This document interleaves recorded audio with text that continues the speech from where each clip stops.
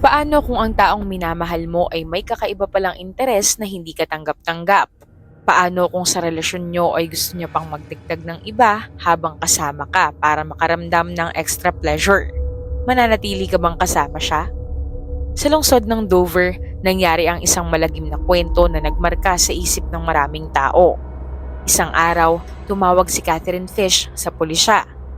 Nagdesisyon siyang oras na upang sabihin ang katotohanan tungkol kay Seth Mazalia, ang dati niyang kasintahan. Nagkakilala sila 10 taon na ang nakalipas, ngunit ngayon lang siya nagdesisyon na ibahagi ang kanyang mga alaala tungkol kay Seth. Sa simula ng kanilang relasyon, maasikaso at mapagmahal si Seth. Palaging nagbibigay ng bulaklak, mga material na bagay, papuri at buong atensyon.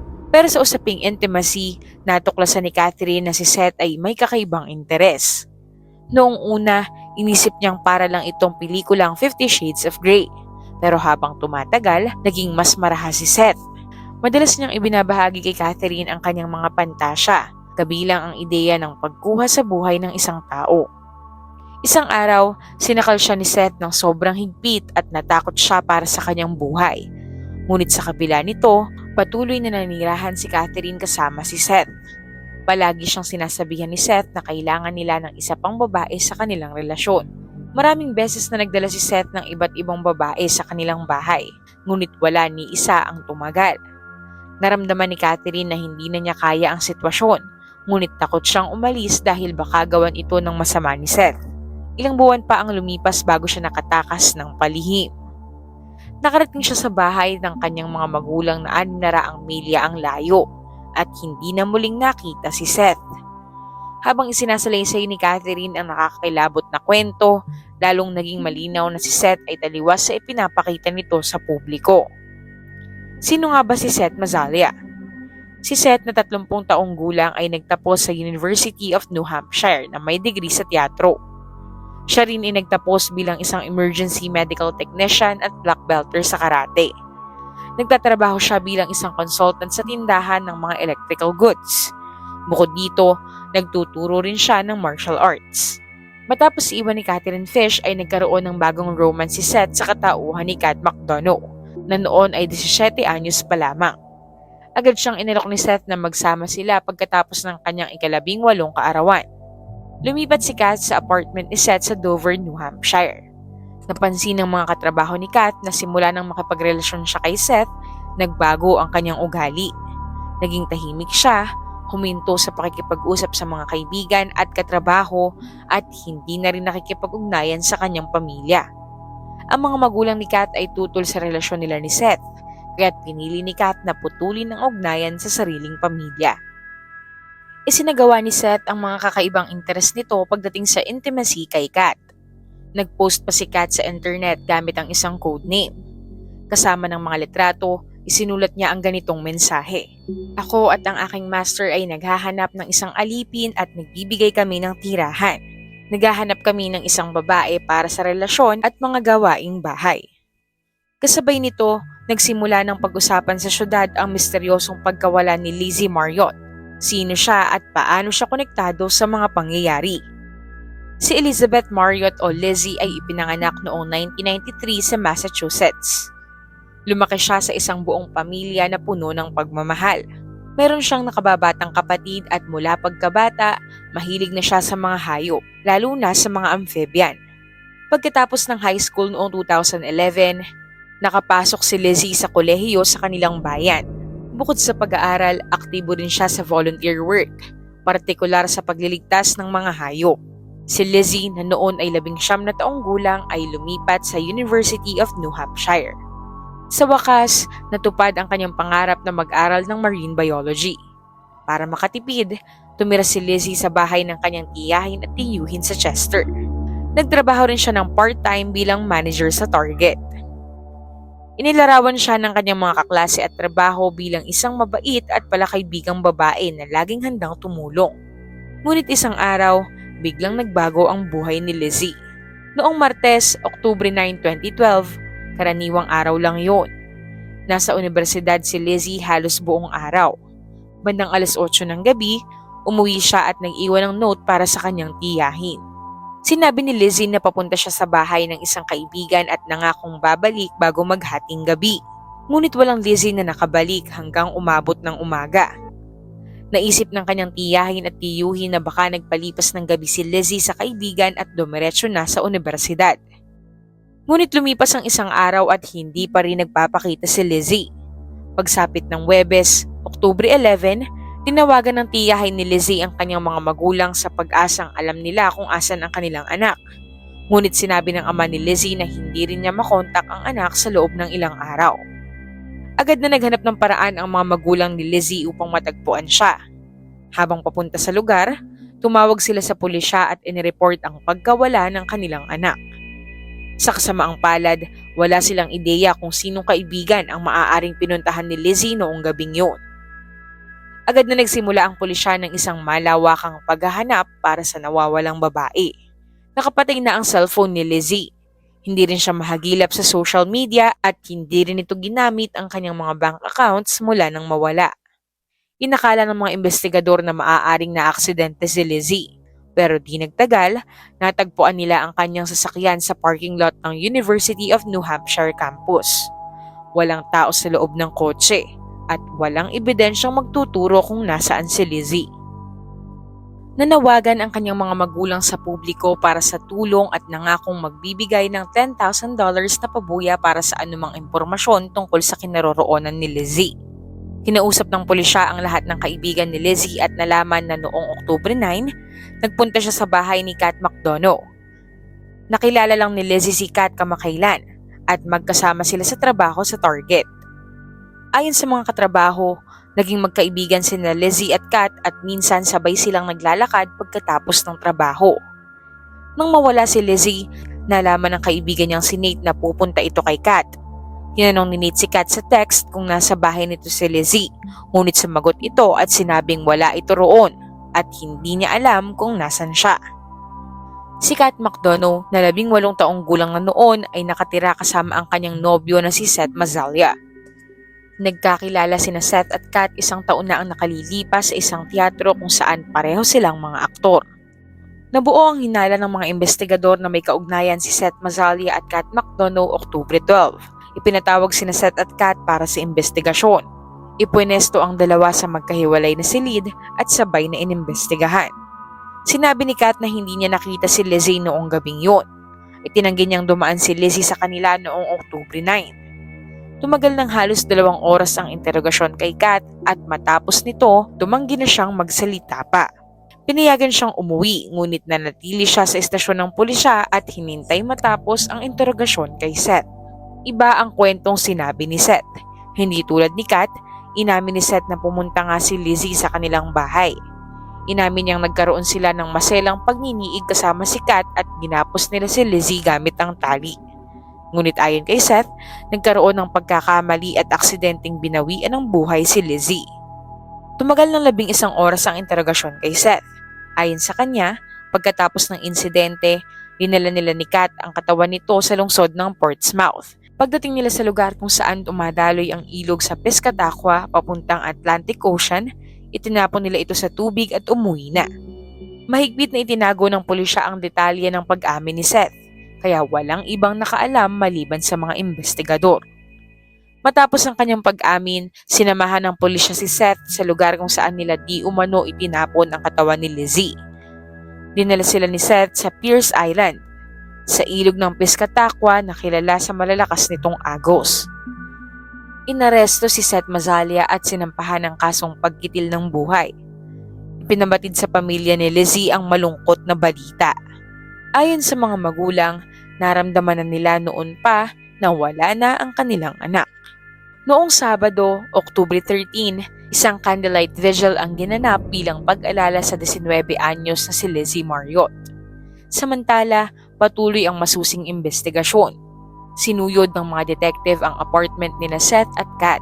Magulo ang silid at wala silang natagpuang matibay na ebidensya. Sinuri rin nila ang lugar sa paligid ng bahay ni Seth. Sa basurahan, natagpuan nila ang isang bag na may lamang panlalaking underwear, isang pares ng itim na leather gloves at isang hoodie na napag-alamang pagmamay-ari ni Lizzie. Kalaunan, napag-alamang ang panlalaking underwear ay mayroong bakas ng DNA nina Seth at Lizzie na maaaring nagpapatunay ng kanilang maselang ugnayan. Nagpadala ng mga pulis sa ilog upang hanapin si Lizzie, ngunit sa loob ng ilang linggong paghahanap, hindi pa rin natagpuan ang kanyang labi.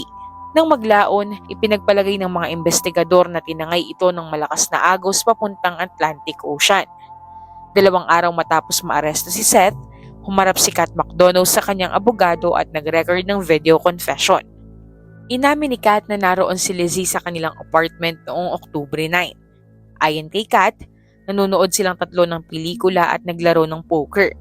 Habang naglalaro, sila ay nakaramdam ng pagnanais na gawin ng intimate na bagay. Ayon kay Kat, pumayag silang tatlo sa ideyang ito at walang nangyaring sapilitan. Nagsimula ito sa halik at paglalambingan at kalaunan, iminungkahi ni Seth na igapos si Lizzie kung saan pumayag naman ito. Ipinakita ni Kat sa isang larawan kung paano iginapos ni Seth si Lizzie. Ayon kay Kat, maayos naman noong una, ngunit sa hindi inaasahang pagkakataon, bigla umanong nangisay si Lizzie habang nakahiga sa sahig. Nahirapan siyang huminga at ilang sandali pa, nawalan siya ng malay at tuluyang nalagutan ng hininga.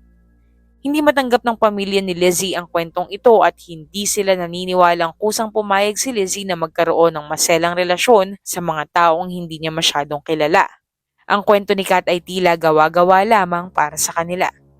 Ayon sa mga kaibigan ni Lizzie, siya ay may relasyon sa isang babae na nagngangalang Brittany at lubos niyang pinapahalagahan ito kaya't hindi siya manghangaliwa. 2 buwan matapos ang pagkamatay ni Lizzie, inaresto si Kat McDonough at ikinulong dahil sa kaso ng obstruction of justice at pagsisinungaling sa investigasyon. Habang nasa kulungan, nakikipag-usap pa rin si Kat kay Seth. Plano pa nilang tumakas mula sa kulungan, magpunta sa ibang bansa at doon magpakasal, ngunit hindi nagtagumpay ang kanilang plano.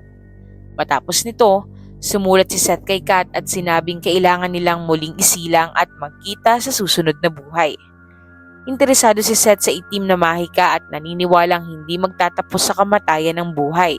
Ngunit habang mas tumatagal si Kat na malayo kay Seth, mas nagiging malinaw sa kanya ang katotohanan. Kalaunan, inalok ng mga prosecutor si Kat ng isang kasunduan para sa mas mababang sentensya. Ngunit kailangan niyang tumistigo laban kay Seth. Kinailangan niyang ikwento ang buong katotohanan tungkol sa nangyari noong gabing yun upang mabawasan ang kanyang hatol ng hanggang 3 taon. Hindi kayang tanggihan ni Kat ang alok na ito. Noong Mayo 2014, 2 taon matapos ang krimen, humarap si Seth Mazalia sa korte. Naniniwala ang mga prosecutor na ang ginawa ni Seth ay planado. Sa paglilitis, binasa ng mga prosecutor ang mga mensaheng ipinadala ni Seth kay Kat noong Agosto 25, 6 na linggo bago nangyari ang trahedya. Inutusan ni Seth ang kanyang nobya na maghanap ng pangatlong tao na maaaring manirahan sa kanilang apartment bilang bagong alipin. Hiningi rin ni Seth na humanap si Kat ng bagong nobya para sa kanya habang wala siya sa bahay. Noong Agosto 2012, umalis si Kat sa lungsod ng 10 araw para sa isang theater camp. Ngunit hindi siya nakahanap ng kapalit dahil walang tumugon sa post ni Kat na naghahanap ng pangatlong kasama. Sa pagtatapos ng tag-init, nagsimulang magpadala si Seth ng mga banta kay Kat na parurusahan niya ito ng malupit. Sinabi niya na kung ayaw ni Kat na masaktan, dapat siyang magdala ng anumang kaibigan na maaaring gumawa ng maselang bagay sa kanya sa harap mismo ni Kat. Noong 2014, sa paglilitis, pumayag si Kat McDonough sa plea deal at isiniwalat ang bagong bersyon ng nangyari noong gabing namatay si Lizzie. Inamin niya na takot siya kay Seth at upang masunod ang gusto ni Seth, inimbitahan niya si Lizzie. Minsan nang bumisita si Lizzie kay Kat at noong gabing yun, nag-usap lang sila bilang magkaibigan. Dahil nagtitiwala si Lizzie kay Kat, pumayag siyang bumisita muli nang hindi nagdadalawang isip. Ayon kay Kat, alam ni Seth na darating si Lizzie at nagustuhan nito ang mga litrato ni Lizzie. Sinabing maganda ito. Dumating si Lizzie sa apartment ni Seth bandang 9:00 ng gabi noong Oktubre 9. Nanood sila ng pelikula at naglaro ng strip poker kung saan unti-unting aalisin ang mga suot habang natatalo ang isang player. Ito ang plano ni Seth at Kat para ikondisyon si Lizzie sa maselang bagay na kanilang gagawin. Maliwanag ang ilaw sa kwarto. Naglalaro sila ng baraha, nagbibiro at nagtatawanan. Si Lizzie ang pinakatalo sa laro at naiwan na lamang siyang nakasuot ng salawal. Nang matalo muli si Lizzie, inalok ni Seth na idikit niya ang kanyang labi kay Kat, ngunit tumanggi si Lizzie dahil mayroon siyang seryosong relasyon. Pagkatapos, inalok ni Seth na makipagniig si Lizzie sa kanya sa kabilang kwarto, ngunit muli siyang tumanggi. Sa puntong ito, nagalit si Seth. Nakaupo sina Kat at Lizzie sa sahig, nanonood ng pelikula. Pumasok si Seth sa kabilang kwarto, nagsuot ng itim na leather gloves at kumuha ng lubid. Pagbalik niya sa kwarto, umupo siya sa likod ni Lizzie at bigla niyang ipinulupot ang hawak sa palahingahan ng dalaga hanggang sa ito'y binawian ng buhay. Matapos nito, ginawa ni Seth ang matagal na niyang gustong gawin at ito ay ang maselang bagay sa wala ng buhay na si Lizzie. Habang si Kat ay nakaupo lamang sa tabi at nanonood, takot na takot at hindi man lang nagtangkang pigilan ito. Bandang 10:49 ng gabi, tinawagan ni Seth ang kaibigan niyang si Roberta at sinabing kailangan niya ng tulong. Dumating si Roberta at ang kanyang nobyo na si Paul bandang 11:00 ng gabi. Pagdating sa apartment, nakita nilang nakaupo si Seth sa kama at nakahandusay sa sahig si Lizzie sa maselang kondisyon. Si Kat naman ay nasa kusina, nakaupo sa sahig at tila wala sa sarili. Tinanong sila ng mga kaibigan kung ano ang nangyari, ngunit hindi makapagbigay ng malinaw na paliwanag si Seth. Nagpayo sina Roberta at Paul na tumawag ng ambulansya at pagkatapos ay umalis sila at hindi na tumawag ng pulis dahil ayaw nilang madamay. Ayon kay Kat, nang makaalis ang mga kaibigan, lumapit si Seth sa kanya. Inabot ang kanyang kamay at sinabing, "Kaya nating ayusin ito. Sasama ka ba sa akin?" Hindi na naglakas ng loob si Kat na tumutol. Bandang 1:00 ng madaling araw, binalot nila ni Seth ang labi sa isang bag at nilagay sa isang maleta. Dinala nila ang maleta sa sasakyan ni Lizzie na nakaparada malapit sa kanilang bahay. Pumunta sila sa Pierce Island sa tabi ng ilog ng Piscataqua. Umiwas sila sa main road upang hindi dumaan sa toll gates. Pagdating nila sa isla, dinala nila ang maleta sa isang bahagi ng ilog. Inilabas nila ang nilalaman nito at itinulak sa bangin, ngunit bumagsak ito sa mga bato dahil mababa na ang tubig. Inutusan ni Seth si Kat na bumaba upang itulak ito sa tubig. Sumunod naman si Kat. Matapos ito, nilinis nila ang sasakyan ni Lizzie at iniwan ito sa parking lot ng campus. Naglakad pa uwi sina Seth at Kat ng 6 na milya. Kinabukasan, abala sila sa pagliligpit ng mga ebidensya.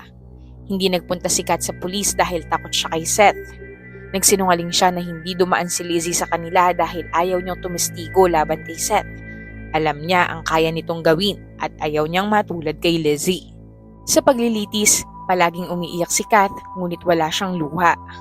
Nang tanungin siya ng prosecutor kung bakit siya umiiyak ng walang luha, sumagot siya na hindi niya alam.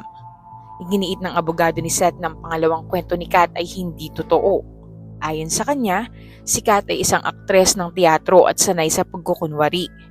Ang depensa ni Seth ay hindi itinatangging tinulungan niyang itapon ang labi, ngunit iginiit nilang hindi siya ang gumawa ng krimen. Pinagtibay naman ng depensa ni Kat na siya ay nasa ilalim ng kontrol ni Seth noong mangyari ang trahedya. Hindi siya nakikipag-usap sa kanyang mga kaibigan o magulang at palaging minomonitor ni Seth ang bawat galaw niya. Isa sa mga pangunahing ebidensya laban kay Seth ang itim na leather gloves na natagpuan sa basurahan sa likod ng kanilang bahay. May mga bakas ng DNA ni Lizzie sa mga gloves na nagpapatunay na planado ni Seth ang krimen. Sinusuot niya ang gloves upang hindi siya mahuli. Noong Hunyo 2014, napatunayang nagkasala si Seth Mazalia ng first-degree murder at hinatulan ng habang buhay na pagkakakulong ng walang parole. Si Kat McDonough na 20 taong gulang ay napatunayang guilty ngunit dahil sa plea deal, 3 taon lamang ang kanyang sentensya. Pinalaya si Kat noong Hulyo 2016 at hanggang ngayon, hindi pa rin natatagpuan ang katawan ni Lizzie Marriott.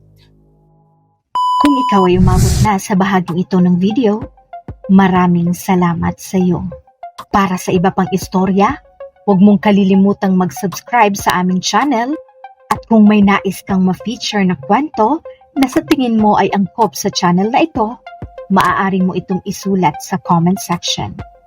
Ito ang Tagalog Bizarre Story Archives.